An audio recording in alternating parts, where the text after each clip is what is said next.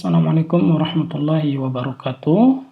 Bapak Ibu sekalian, pada kesempatan kali ini kita akan mencoba mengenalkan sebuah layanan baru atau fitur baru yang ada pada layanan persuratan, yaitu layanan penerbitan surat peringatan. Setelah login, Bapak Ibu silakan klik menu surat peringatan, kemudian klik dokumen. Pada halaman ini akan ditampilkan daftar surat peringatan yang sudah diproses. Akan tetapi, karena kita belum melakukan pemrosesan, maka datanya masih kosong.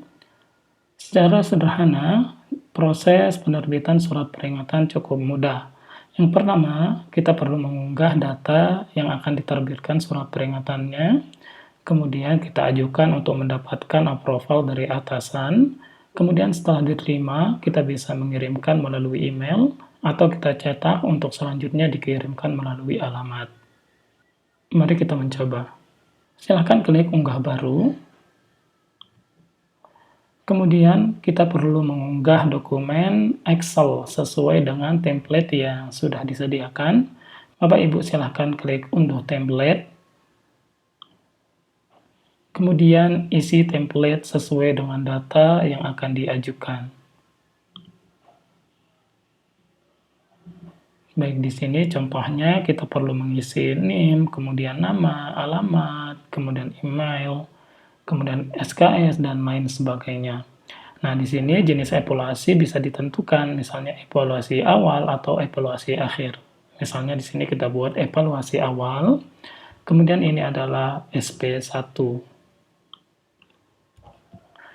Baik, kita simpan, kemudian kita kembali, kemudian kita pilih filenya, kemudian kita pilih program studi, misalnya Magister Teknik Sistem, seperti ini, kemudian kita tentukan semesternya. Pada keadaan ini, data yang sudah kita pilih tadi belum disimpan atau diunggah ke dalam layanan. Nah, di sini kita bisa melakukan penyesuaian terhadap data yang sudah kita unggah tadi, misalnya berupa NIM, nama, dan nanti ketika kita menemukan kesalahan, kita bisa langsung ubah dengan klik aksi ubah. Nah, misalnya kita coba lihat di sini, bla bla bla, datanya sudah sesuai. Kemudian di sini kita lihat ada warning warna oranye, terdapat perbedaan data mahasiswa yang diunggah dengan yang sudah tersimpan. Nah, kemudian kita coba klik periksa. Jadi di sini kita diberitahu oleh sistem bahwa data yang akan kita unggah ternyata sudah tersimpan, yaitu dilihat dari NIM-nya atau new-nya. Kemudian ada perbedaan datanya. Nah, di sini kita diminta untuk memeriksa apakah data yang akan kita unggah ini sudah benar atau belum gitu ya. Karena ketika kita akan simpan, maka data yang tersimpan akan diubah atau diganti dengan data yang akan kita unggah ini. Baik, jika misalnya kita sudah yakin datanya sudah benar, atau kalau ada salah silahkan diubah, klik ubah seperti ini. Bapak Ibu bisa sesuaikan, misalnya di sini namanya Budi 1. Baik, seperti ini. Kalau sudah, klik selesai. Kemudian jangan lupa untuk centang data-data atau data mahasiswa yang akan diunggah. Misalnya Bapak Ibu pada template tadi menyertakan ada 100 data mahasiswa. Akan tetapi ternyata yang perlu diterbitkan surat peringatannya adalah hanya beberapa saja. Nah, itu bisa dicentang saja datanya di sini. Kemudian sudah dicentang, klik simpan. Kemudian jika berhasil akan ada notifikasi berhasil, data berhasil disimpan. Kemudian silahkan ditentukan apakah ingin mengunggah data baru atau melihat daftar data yang sudah diunggah tadi. Misalnya kita klik lihat daftar data.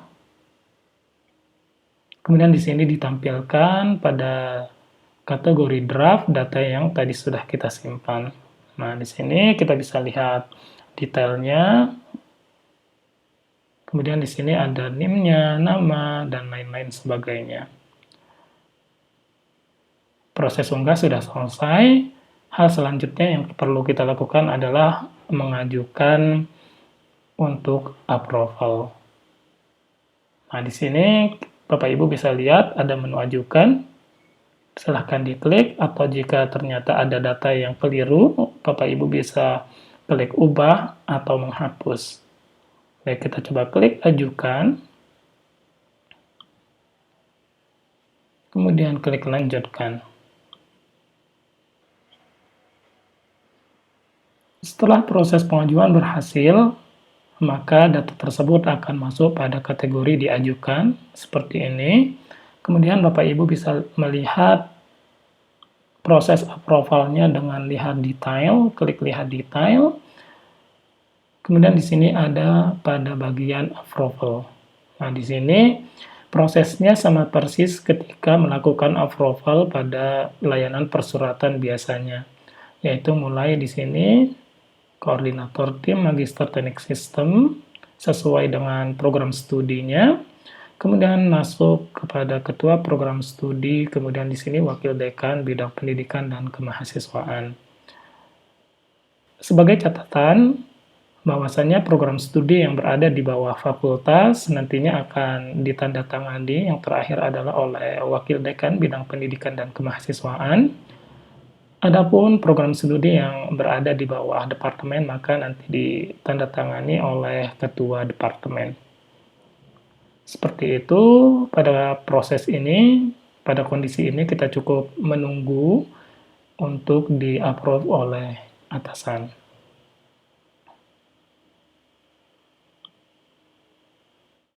Kemudian setelah dokumen diterima atau disetujui, maka tampilannya seperti ini dan masuk pada kategori diterima. Nah, pada kondisi ini kita sudah bisa mengirimkan surat peringatan ini melalui email, yaitu akan ditujukan kepada email mahasiswa sesuai dengan yang kita masukkan tadi, yaitu pada email ini, jadi akan dikirimkan melalui email mahasiswa seperti yang kita atur ini. Kemudian kita juga bisa mencetak, untuk selanjutnya kita kirim melalui alamat. Silakan di sini bisa diklik, kita bisa melihat dokumennya, kemudian kita bisa kirim ke email, kemudian bisa kita cetak. Nah, misalnya kita kirim email, maka dokumen berhasil dikirim melalui email. Kemudian di sini kita bisa lihat warna hijau pada icon email, yaitu yang menjadi penanda sudah dikirim ke email. Kemudian apabila kita ingin mencetak, kita klik cetak.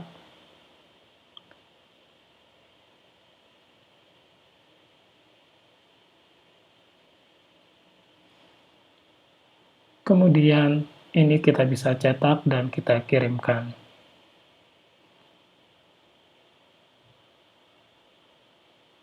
Kemudian jika kita perhatikan, icon printer juga sudah berwarna hijau, maka di sini kita bisa lihat sebagai penanda sudah dicetak. Kemudian bagaimana jika kita ingin mengirimkan sekaligus ke banyak mahasiswa? Maka kita bisa menggunakan fitur yang sudah disediakan, yaitu dengan cara mencentang data-data yang akan kita kirimkan. Misalnya di sini kita centang, kemudian nanti di sini ada pilihan kirim email, seperti yang tadi, kemudian kita klik lanjutkan. Maka ini akan otomatis mengirimkan email dari data-data yang kita centang. Kemudian kita bisa cetak juga. Pada pilihan cetak kita diberikan dua pilihan, yaitu kita bisa jadikan menjadi satu dokumen, yaitu misalnya kita mencentang 10 data mahasiswa, maka ke-10-nya akan menjadi satu dalam satu dokumen. Kemudian di sini menjadi masing-masing dokumen, maka ini akan dibuatkan masing-masing file dokumen untuk setiap mahasiswanya. Karena di sini cuma satu, maka tidak terlihat bedanya. Jadi tampilannya seperti ini. Kalau ada dua misalnya, nanti akan ada di bawahnya. Seperti itu. Baik, begitu juga dengan yang selanjutnya seperti ini. Dengan demikian, proses penerbitan surat peringatan sudah selesai. Adapun menu yang lainnya, ini terkhusus nanti untuk pengelola dari surat peringatan ini, yaitu misalnya pengaturan template, kemudian rekap. Baik, kita lihat pada menu rekap sedikit. Pada menu rekap, kita bisa melihat rekap surat peringatan yang sudah diterbitkan, baik dari sisi rekap secara keseluruhan sefakultas atau rekap secara spesifik pada program studi tertentu.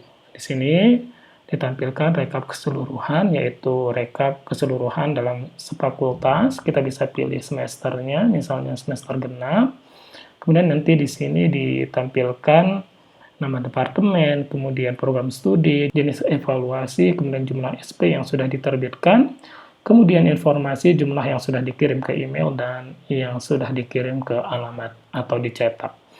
Nah, di sini kita bisa lihat sesuai dengan percobaan kita yang tadi baru ada satu SP1, yaitu Magister Teknik Sistem, kemudian sudah dikirim email satu dan dicetak satu.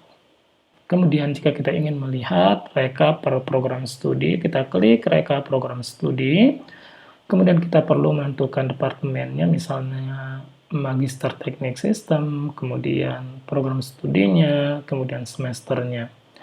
Maka akan ditampilkan data yang sudah diterbitkan surat peringatannya. Dan di sini kita diberikan sebuah deskripsi, menerbitkan sebanyak 1 SP, dikirim ke email sebanyak 1 SP, dan dikirim ke alamat sebanyak 1 SP.